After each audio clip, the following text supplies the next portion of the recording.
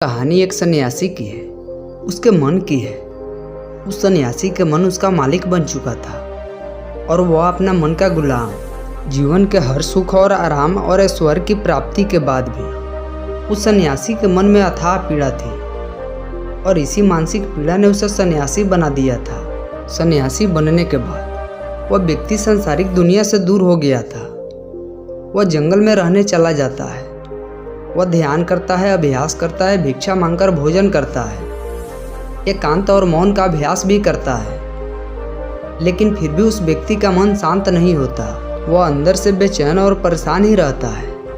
यह बात समझने वाली है कि किसी भी साधना की जो शुरुआती बिंदु है उसकी शुरुआत तभी की जा सकती है जब हमारा मन शांत हो, जब हमारा मन हमारी सुनता हो। लेकिन उस सन्यासी का मन शांत नहीं था और ना ही उसका सुन रहा था। उस सन्यासी के मन में एक बात गहराई से बैठती जा रही थी कि मन को वश में करना, मन को काबू कर पाना असंभव है। लेकिन फिर एक दिन उस सन्यासी को एक व्यक्ति मिलता है जो ना तो कोई शांत और सन्यासी होता है और ना ही कोई बुद्धिमान व्यक्ति। वह तो बस एक साधारण सा एक चरवाहा था जो जंगल में अपने भेड़ों को चरा रहा था। वह चरवाहा उस सन्यासी के पास आकर उससे पूछता है, क्या मैं तुम्हारी मदद कर सकता हूँ? तुम बहुत परेशान लग रहे हो। मैं तुम्हें पिछले कई दिनों से देख रहा हूँ। तुम बहुत बेचैन रहते हो। अगर तुम चाहो तो मैं तुम्हारी सहायता कर सकता हूँ। चरवाहे की बात सुनकर सन्यासी कहता है, तुम क्या मेरी मदद कर सकते हो? तुम तो खुद एक सांसारिक व्यक्ति हो जो अपनी मोह माया में लिप्त रहता है। यह सुन चरवाहा उस सन्यासी से कहता है, मैं तुम्हारी मदद कर सकता हूँ। मैं मन को वश में करना जानता हूँ। सन्यासी चरवाहे के मुंह से यह बात सुनकर जोर जोर से हंसने लगता है और उस चरवाहे से कहता है कि क्या कहा? तुम मन को वश में करना जानते हो? मैंने अपना सब कुछ त्याग दिया, जंगल में रहने लगा, तभी मैं अपने मन का गुलाम हूँ और तुम कह रहे हो कि तुम इसे वश में कर सकते हो। चरवाहा कहता है, मन को वश में करने के लिए सभी वस्तु को त्याग करना आवश्यक नहीं है और ना ही जंगल में आकर रहना जरूरी है। बस एक चीज़ है जिसे छोड़ना सबसे ज़रूरी है। सन्यासी चरवाहे से पूछता है कि वह एक चीज़ क्या है? वह चरवाहा बोलता है, वह एक चीज़ है गलत जानकारी।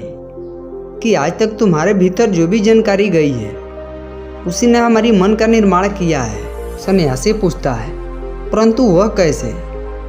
चरवाहा सन्यासी को समझाते हुए कहता है, मान लो तुमने आज तक अपने जीवन में सेव का फल नहीं खाया, तुम्हें सेव के स्वाद के बारे में कुछ नहीं पता, तो क्या तुम्हारा मन अभी भी सेव खाने को कर सकता है? नहीं ना। इसलिए हमारे मन का निर्माण जानकारी से होता है। वह सन्यासी चरवाहे के बात से प्रभावित हो जाता है और उसे कहता है, क्या आप इस बारे में मुझे और विस्तार से समझा सकते हैं? वह उस सन्यासी से कहता है, अगर तुम अपने मन को वश में करना चाहते हो तो अब मेरे बातों को ध्यान से सुनो। तुम अपने मन को वश में तभी कर सकते हो जब तुम अपने मन के जड़ों को देख पाओगे। मन का निर्माण जानकारी से होता है और हमारी शरीर में जानकारी के 5 प्रवेश द्वार होते हैं। पहला, आँख। हम अपनी आँखों से जो कुछ भी देखते हैं, अच्छा या बुरा, वह सब हमारी मन की अरदास में इकट्ठा होते रहता है। दूसरा, कान। हमारे कान जो कुछ भी सुनता है वह भी हमारे मन में बीज के रूप में डुबो दिए जाते हैं। तीसरा, जीभ। किसी भी चीज़ का स्वाद हम अपने जीभ से ही कर लेते हैं, वह हमारी मन के दास के रूप में अंकित हो जाती है। चौथा है नाक। जो भी एक बार हम सूंघ लेते हैं, खुशबू और बदबू, वह भी हमारे मन में दर्ज हो जाती है। और पांचवा है स्पर्श। जिस भी चीज़ को हम एक बार छू लेते हैं उसकी याददाश्त हमारी मन में कहीं ना कहीं अंकित हो जाती है। इन 5 शारीरिक दरवाज़ों से जो भी जानकारी हमारे अंदर जाती है वह जानकारी बीजों के रूप में जमा हो जाती है, धीरे धीरे वृक्ष बनने लगती है। हमारा मन मिट्टी की तरह है जिसमें बीज बोए जाते हैं और हमारी बुद्धि बीज बोने वाले किसान की तरह है। अगर हमारी बुद्धि गलत जानकारी के बीजों को सही जानकारी के बीज समझकर बो देगी तो अब भविष्य में बीज वृक्ष बनेंगे तो खराब ही फल देंगे।